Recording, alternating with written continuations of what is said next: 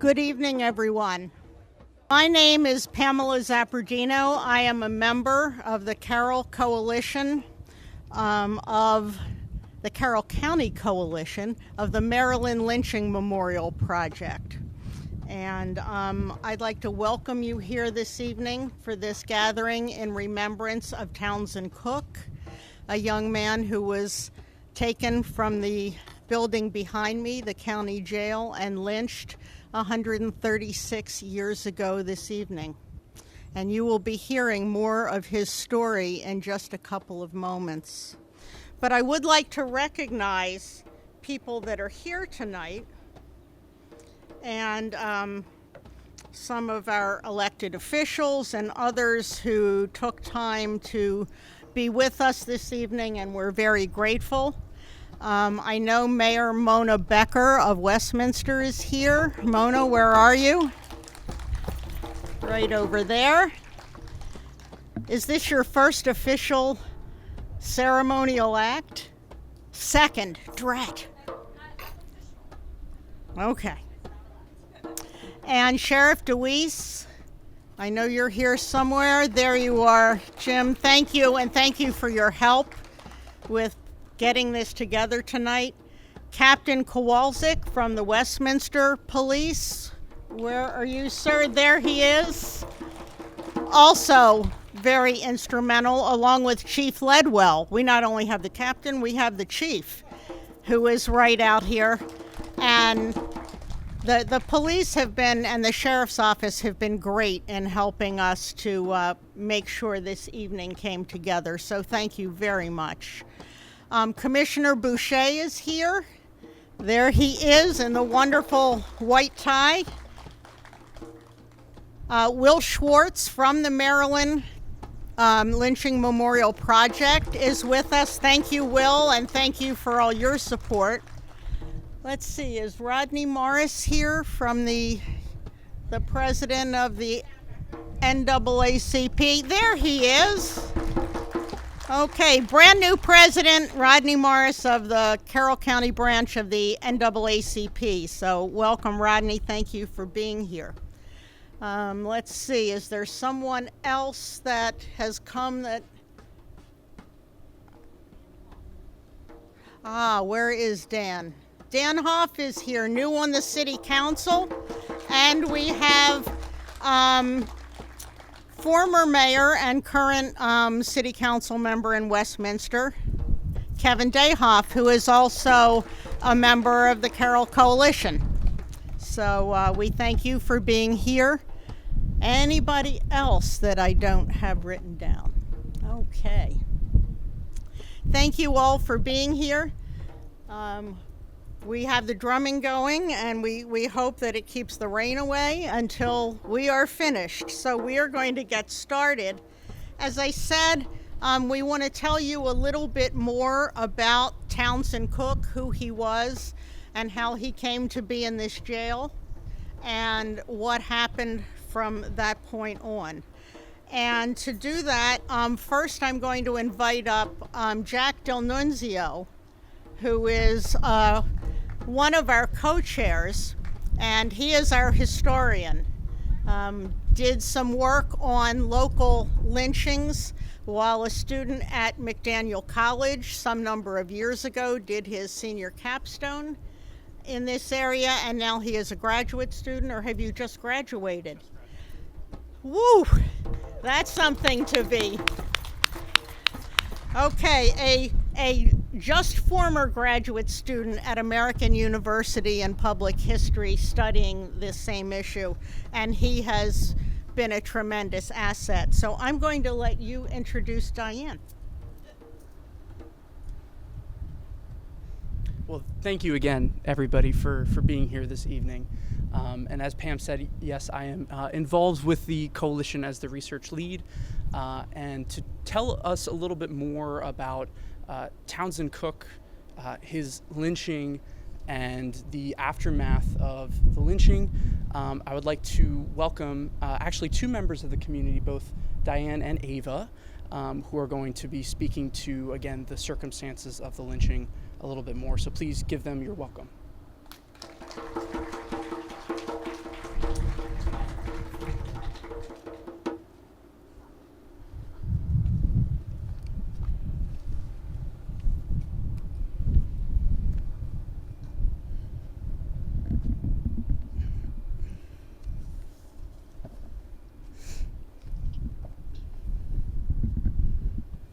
I was sitting in my mother's home, and they came in the door. They grabbed me, took me out, and took me about 3 miles down the road to the Knox home. And they said, "Is this the man?"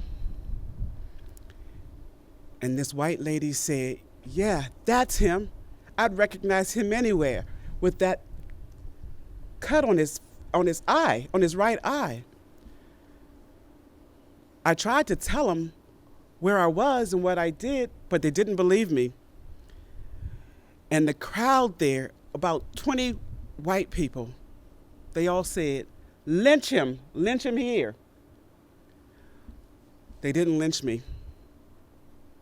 They took me to the jail. Guess about 12 o'clock or something after 12 midnight, I heard this noise, all this commotion going on.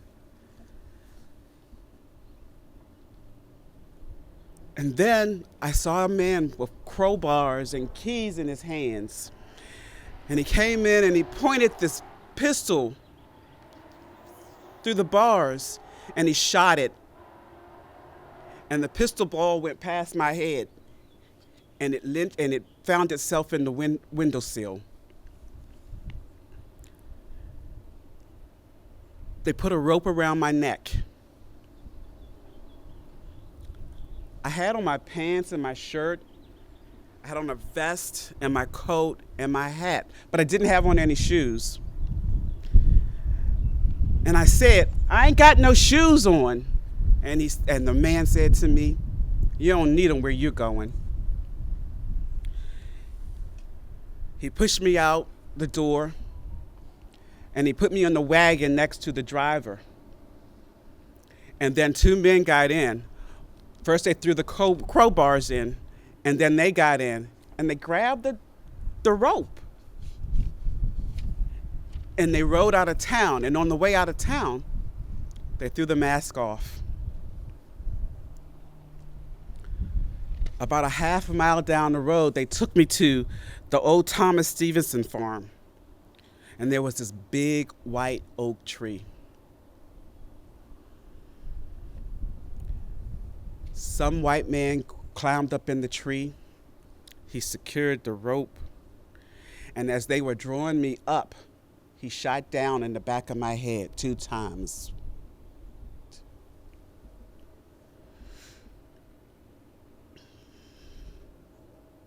They took my shirt, they tore it to parts, and they left it blowing in the wind.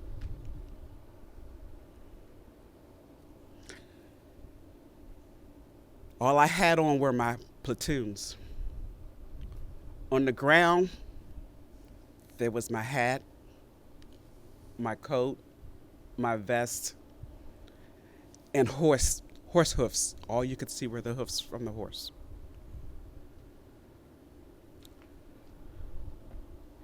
Then they pinned on the tree a note. It was handwritten. It said, "He confessed his crimes."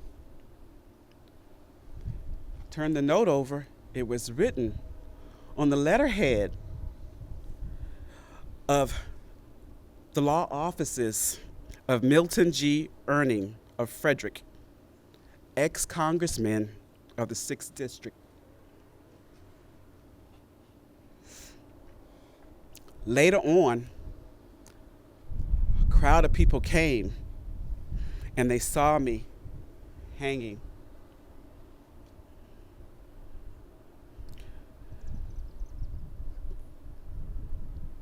They cut my body down. They took the chain and the rope and the hitching strap. Then before you knew it, they took the rope. It was drenched in my blood. They took the rope and they cut it up and they gave it to the crowd as souvenirs.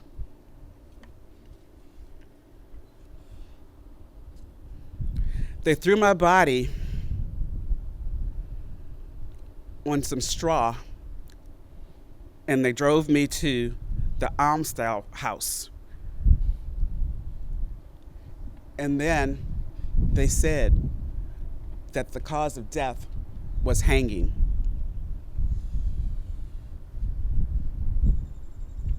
My name is Townsend Cook.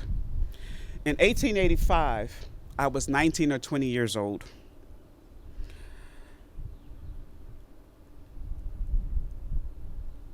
I was taken out of jail by somewhere between 20 to 50 outraged men. They said I outraged a white woman.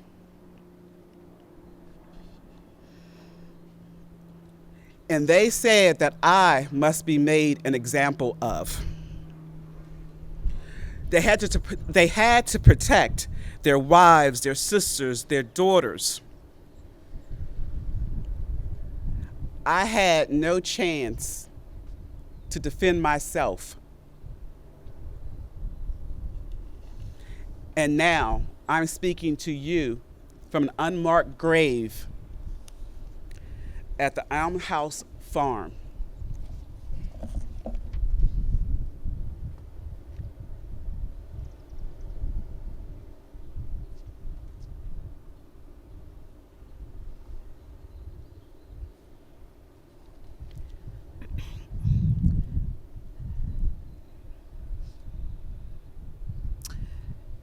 So, I have to be honest with each and every one of you. I struggled to try to explain the connection between the lynching of Townsend Cook and today's experience as a Black American. So I struggle with trying to explain the link, not because I don't have the words, but because I don't have the words to explain to the largest part of America what it's like to live the Black experience in the United States of America. It's hard to make sense of something that's so senseless within our community, within our country. For me, hearing about Townsend Cook feels like yesterday. It feels like I turned on the news or turned on my iPhone to the top stories of the day. And this murder of this Black man is way too familiar of a story within our communities today. For us as a people, the wounds are still unhealed and they're still open.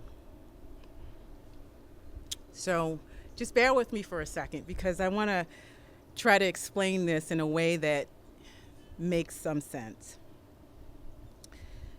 I liken the Black community in the US to The Matrix.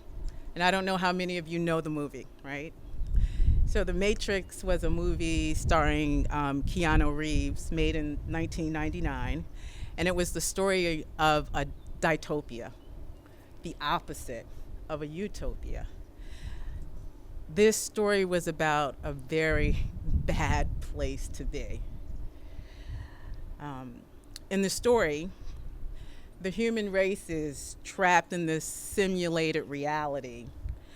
And that reality is created to distract mankind from the truth.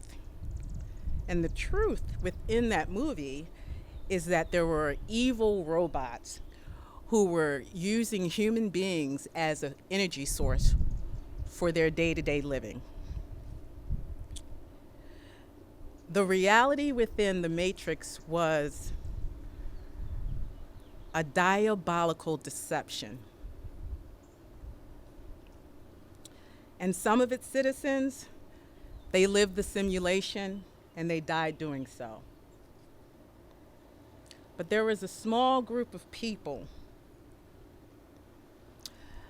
that we in today's world would call awoke, who fought the good fight because they wanted to bring the truth to light. So when I think of America for me, when I think of my community, I see it as sort of like the matrix. In this country, not unlike the underworld of the Matrix, we live in a slightly simulated reality.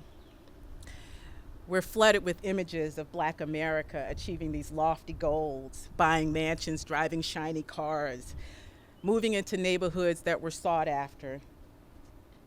And we're tempted to believe that this is a sign of the times, that Black America has progressed. What we don't realize, or what we don't always think about, is that things haven't really changed that much. Now, let me say that a little bit differently. As much as things have changed, things remain the same. While the gap between education for white and Black America gets smaller, the income disparity grows larger. 40% of Americans, African Americans, are under the poverty line.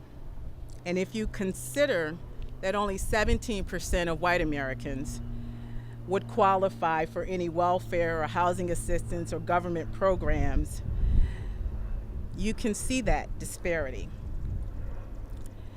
When you look at education, you see that there really isn't that much of a gap between white America and Black America. And so I'm an accountant, so I'm going to give you a couple numbers.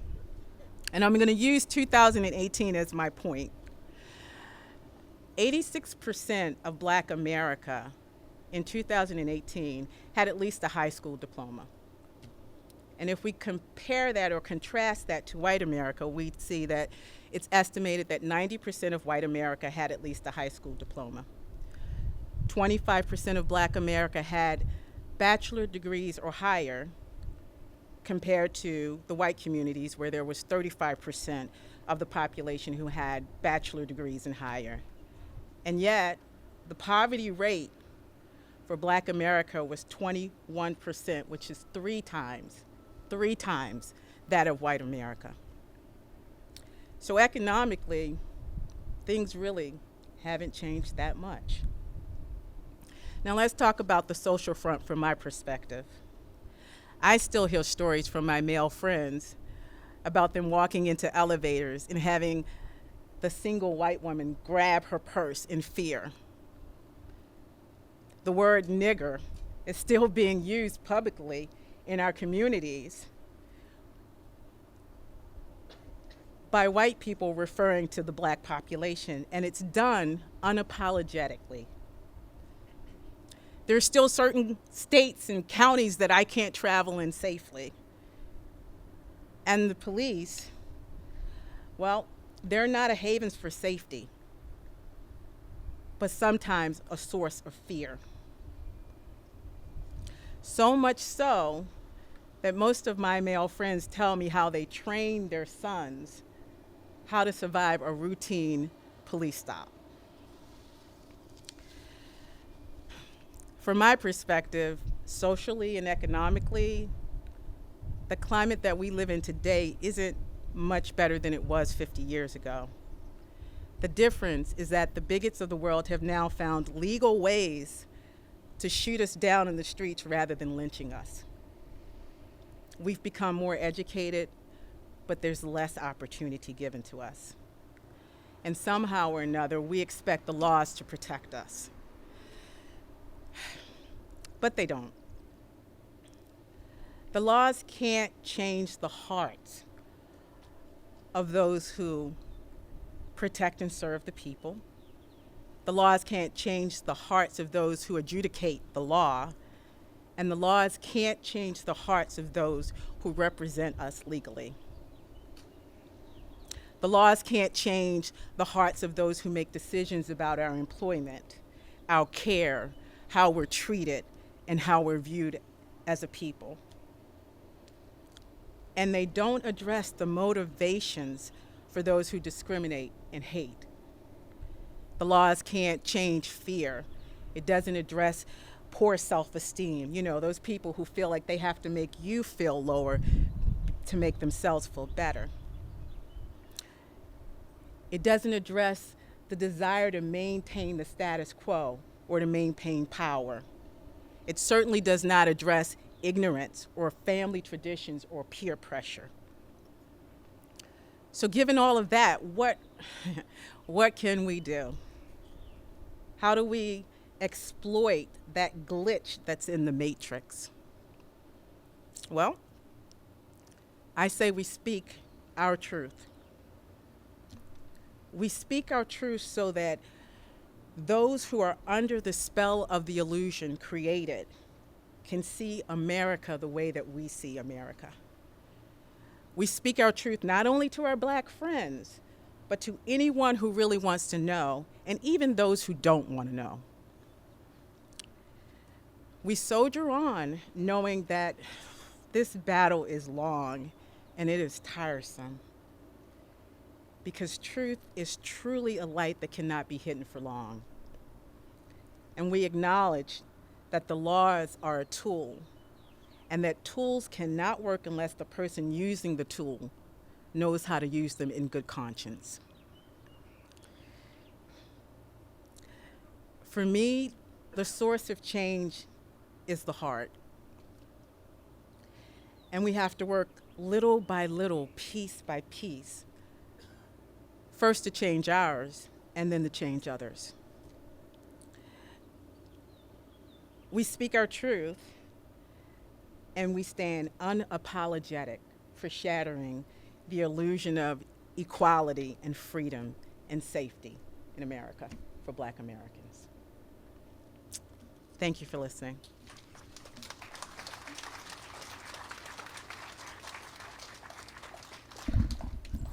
Thank you, Diane and Ava. That was very powerful. Next, we would like to ask one of the young people in our community who made it here from Tawnytown, young Mr. Jordan Brooks.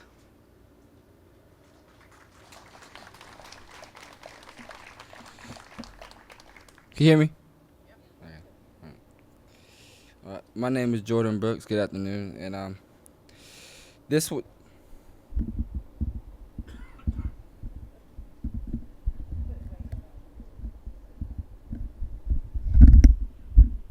There you go. This was a lynching that took place in 1885. So many people, and even the young people, could think that the importance of it changes.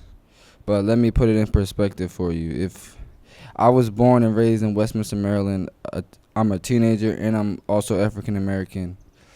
So this could have been me or any of you. A lot of kids push away the fact that racism is happening in this community, and it's still very much relevant. I went to Northwest Middle School, and then when high school came, I moved to an inner city school called St. Francis Academy. And me going to a school in this county, I have seen and heard things that involve race, and in fact that is pretty much all that is talking about. Lynching still happens in our community, just in different forms. And memorializing, and this memorial service could be a change to many things. Thank you all, and have a blessed rest of your day.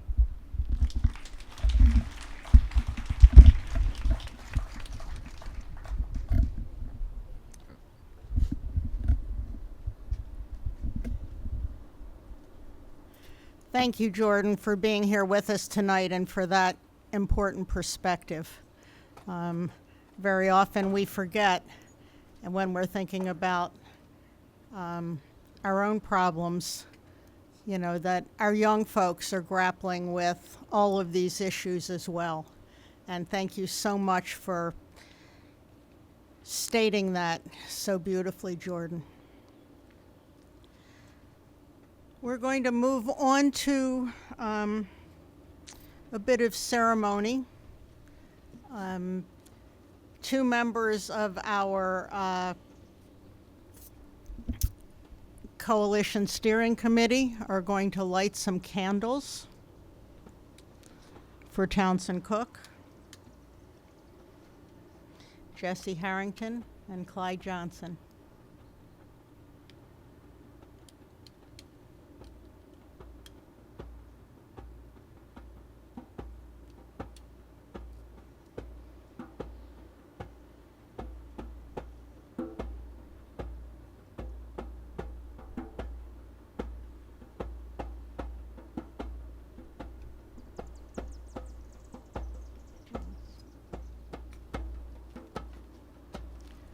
I was asked to share some of the symbolism of the table. Our remembrance table this evening is draped in a black mud fabric. And when we look at the mud cloth, it symbolizes a protective spirit. So Africans think that when you wrap a person in it, they're protected. We know that that night he was not protected. So tonight we bring protection to the table. On top of that is a chest in which we put in those things that we treasure. Tonight it's empty because he has nothing to treasure.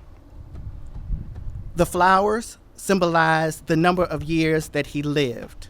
So between 20 and 21, so we have 21 flowers on the table. The candles are white to symbolize purity. But also on the table is a reliquary box.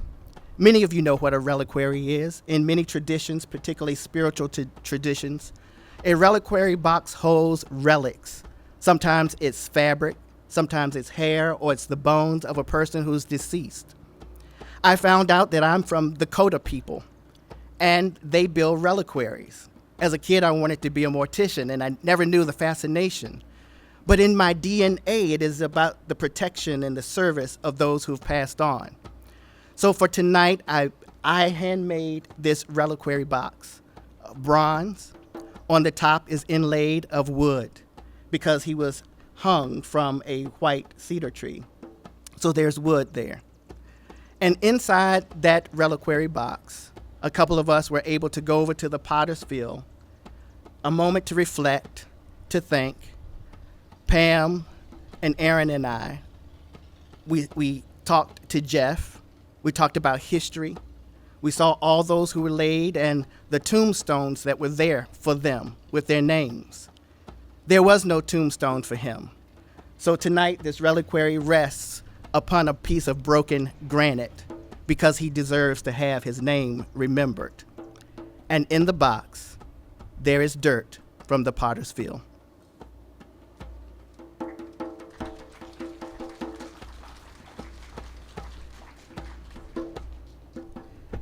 Thank you, Clyde. And thank you for this beautiful celebration of Mr. Cook's life and remembrance of how he died. Next, I'd like to invite Roxana Harlow, another member of our Coalition Steering Committee, to come forward for the next part of this ceremony.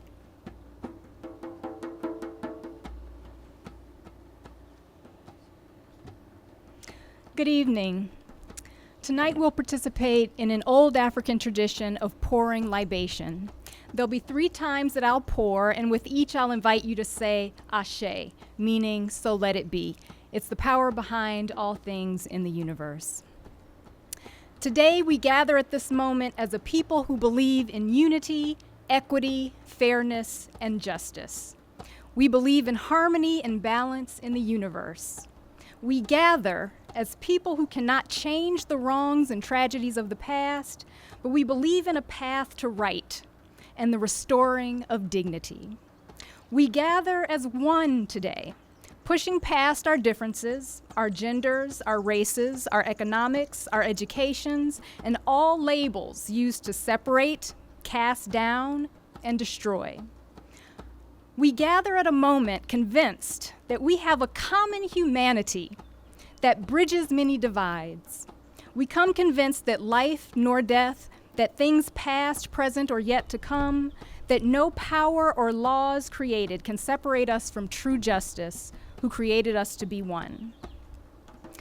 We gather at this moment reflecting on a troubled past, a history of enslavement, brutality, and lynching. A shallow promise of freedom camouflaged by segregation and the inhumane and unequal treatment that was law. We gather in the shadow of the resilience and resistance of our ancestors, knowing that the uniting of community tonight in the city of Westminster in Carroll County, Maryland, means traveling down the painful historical road that led to the traumatic passage of Townsend Cook in the year 1885 at the hands of brutal lynchers. We gather to invite healing and safe passage to him.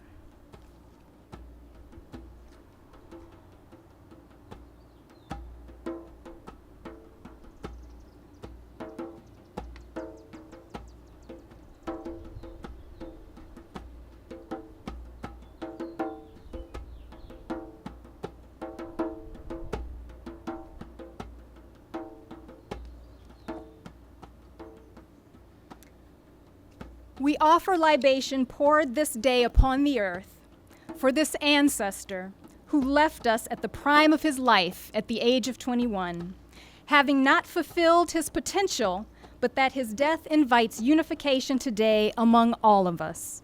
We pour this to nourish this ground, that a seed of hope rises in healing power between people of the African diaspora and the descendants of Europeans and those who took the life of Townsend Cook. We pour and say together, Ashe.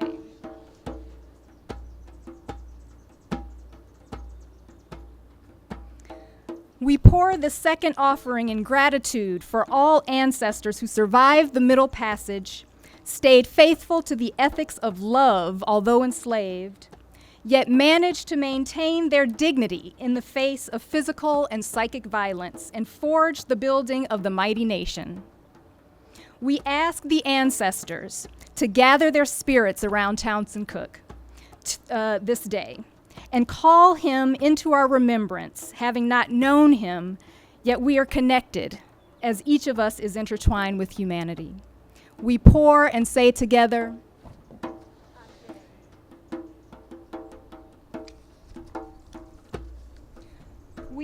we pour the balance of this gourd upon the earth in ritual libation for unity, for peace, for understanding, for healing, for the end of racism, the end of brutality, the end of violence, the end of poverty, the end of misogyny, the end of all forms of prejudice, bias, hate, and unjust laws in the name of justice for all.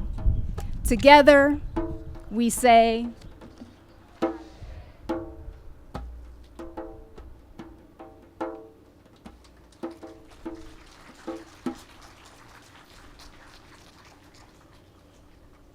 I'm sorry, I just want to say one thing, that libation reading was written by Clyde Johnson, and so I want to give acknowledgement to his wonderful words.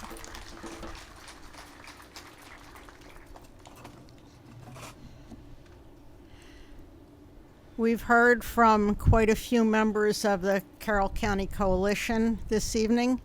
I want to recognize a couple folks who are also in the coalition in the audience. Mr. Russell Dick is here, and I mentioned before Kevin Dayhoff, who does not have a speaking role in the program, but if you want to have a chat with Kevin about Townsend Cook, he'll be very happy to talk with you about it.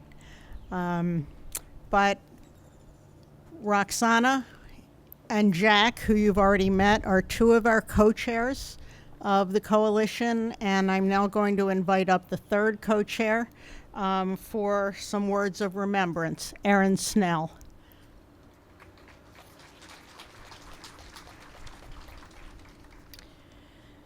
Usually, words of remembrance are given at a memorial service to commemorate the life of the person who has recently died. There is much about the life of Townsend Cook that we don't know, since he lived so long ago. And though we hope to learn more by locating descendants of his relatives, there are some things we can know and affirm today about Townsend Cook. We know he was a son and a brother. We know he had hopes, dreams, and aspirations for his life. He experienced love and loneliness, joy and disappointment. He knew laughter and he knew tears. We know this because he was human, as we are, cared for, loved, and valued by family and friends. We recognize and uphold the inherent worth and dignity of Townsend Cook that no lynching mob can take away. We know that Townsend Cook carried within him a spark of the divine, which also dwells within us. Townsend Cook's life was cut short with so much living left undone. It's difficult to face the truth of his lynching, to consider the terror, the fear, the loneliness, and the suffering he had to bear in the last day of his life. The truth of racial violence perpetrated on Townsend Cook by our white community is something we might rather push aside, dismiss with words of "that was then so long ago," or justify with concentrating on an alleged crime using words of unfounded accusation, or deny with silence. May those of us of European descent be brave enough today to face the truth of Townsend's lynching and the racial terror perpetuated by the hands of our white ancestors. Truth-telling will begin the task of binding what is broken and repairing what we destroyed. We are called to be witnesses for justice and bearers of light in places where racism and prejudice hide within our society, our systems and structures, and within ourselves. We remember Townsend Cook because we need to know and speak the truth. It's imperative that we all do so, especially white people living in a racially unjust society where the trauma of racism continues to do harm. We remember our connection to Townsend Cook, to victims of racial terror in all times and places, to black and brown bodies imprisoned unjustly yesterday and today. We remember because we are inextricably bound together in our humanity. None of us are well or whole when some of us are harmed. As you go this evening at the end of our service, please take a carnation with you. May it serve to remind you of your connection to Townsend Cook and the call to speak the truth, seek justice, and live lives of love.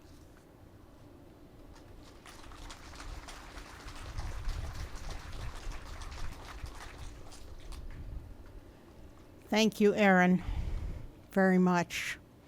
As I stood on the side, I recognized two more members of our steering committee, so I don't want to let them go unnamed. I had a direct view to Jim Kuntz from McDaniel College and Marty Kuchma from St. Paul's United Church of Christ.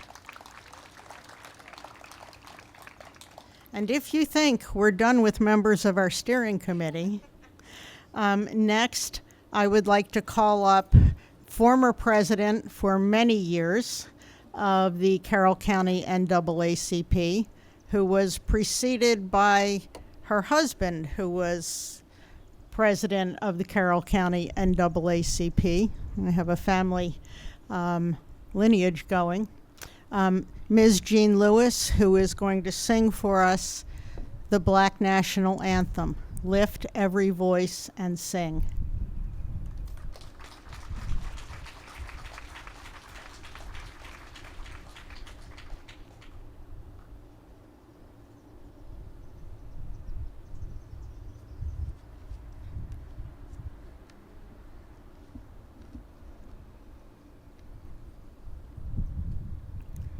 Lift every voice and sing till earth and heaven rings with the harmonies of liberty. Let our rejoicing rise high as the listening evening skies. Let it resound loud as the rolling seas. Sing a song full of the faith that the dark past has brought us. Sing a song full of the hope that the present has brought us. Facing the rising sun of our new day begun, let us march on till victory is won. Stony the road we trod, bitter the chastening rod, felt in the days when hope unborn has died, felt in the steady beat, have not our weary feet come to the place for which our fathers sighed. We have come over the way that with tears have been waters. We have come treading the path through the blood of the slaughtered. From the gloomy past till now we stand at last, where the white gleam of our bright star is cast. God of our weary years, God of our silent tears, thou who hast brought us thus far on the way, thou who hast by thy might led us into the light, keep us forever on the path we pray, lest our feet stray from the places, our God, where we met thee, lest our hearts, drunk with the wine of the world, we forget thee. Shadows beneath thy hand, may we forever stand, to our God, true to our native land.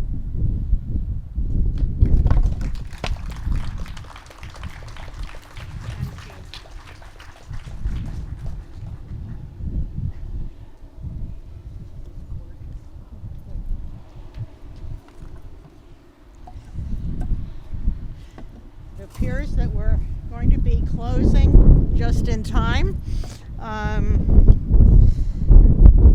Two more people to thank, one of whom is on our steering committee. As you take a carnation with you, think of Lisa McCurrick, one of our Carroll County public school teachers, who is also on the Carroll County Coalition. I'd also like to thank Jake Fine, recently graduated from McDaniel College, for being our musical accompaniment tonight. And for any of you who are interested in the work of our county coalition and the work of the Maryland Lynching Memorial Project, at the bottom of your program is the website for the Maryland Coalition. Our county coalition has a page on that website, so you can find out what's happening here. We've had 2 public meetings so far. We will be holding more of those, and we thank everyone who came to the first 2, and we hope you'll continue to come out to events like this. In the fall, we hope to be doing a full soil collection, and We are partnered, as you see, with the Equal Justice Initiative in addition to the Maryland Lynching Memorial Project. If you've seen the movie Just Mercy or read the book Just Mercy, they're written by the director of the Equal Justice Initiative, Brian Stevenson.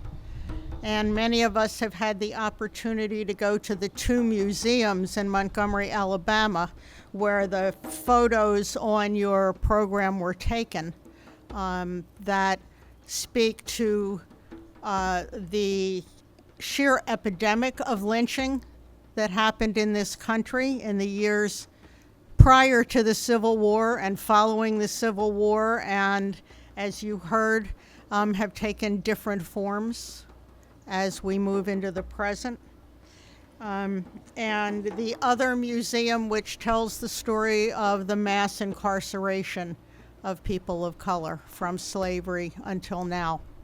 So if you have a chance, now that things are opening up, at least go to the Equal Justice Initiative website for their museums. And if you find yourself in the South, please take a trip to those museums. It will leave you with a feeling you will never forget and a commitment to do something. So please join us as we move into the future with this work. As I said, we're going to do a soil collection. There will be a marker in a year or two in front of the jail indicating exactly what happened here, how Townsend Cook was lynched. And we welcome your participation and tell others about this work. It's incredibly important that as a community we come together and heal.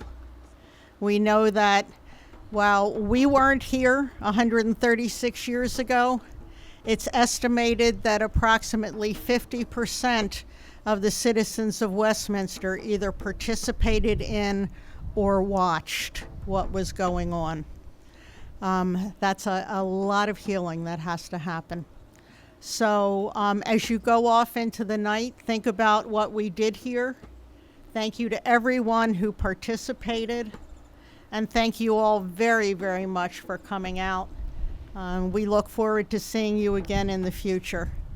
Have a great evening and be safe going home.